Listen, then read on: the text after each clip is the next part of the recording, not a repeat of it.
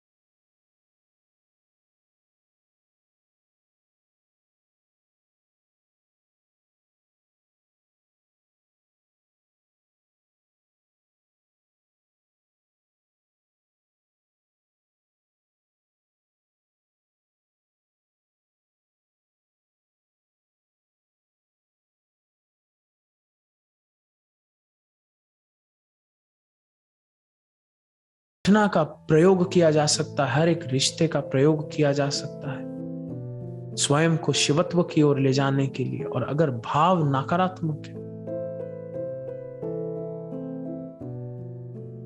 तो वही भाव फिर संघार का भी स्वरूप धारण कर सकता है।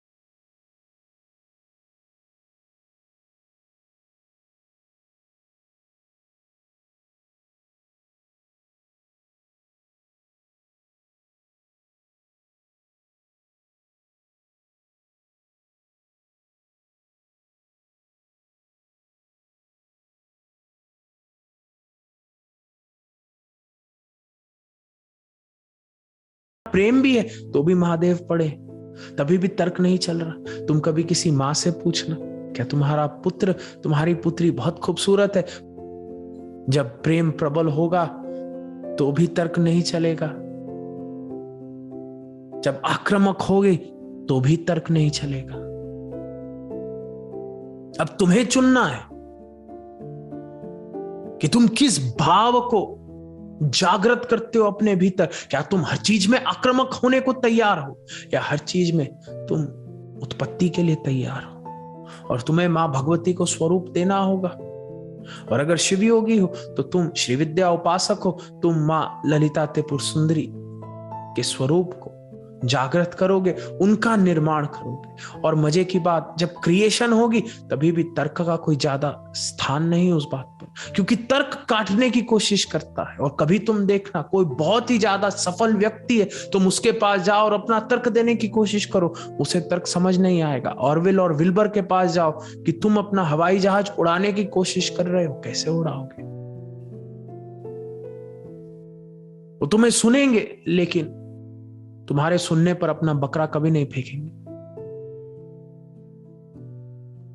तुम उनके अंतर्मन तक पहुंच ही नहीं पाओगे, तुम्हारी आवाज कान से टकरा कर चली जाएगी। तुम्हें क्या लगता है सफल आदमी को लोग तर्क देने नहीं आते? अगर हर सफल आदमी हर तर्कवान व्यक्ति के तर्क को सुनता तो कभी भी वो सफल नहीं हो